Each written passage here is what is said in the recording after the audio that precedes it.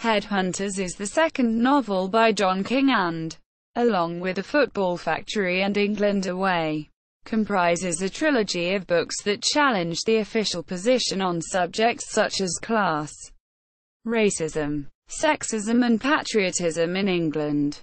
It was published in 1998. The main characters in Headhunters are Carter, Mango, Will, Balti and Harry, who one drunken New Year's Eve decide to create a sex division based on the total football employed by the great Holland national football team led by Johan Cruyff. The Premiership might be driven by a lust for money, but the sex division is a league for purists. Points are awarded for different sexual acts and the season begins.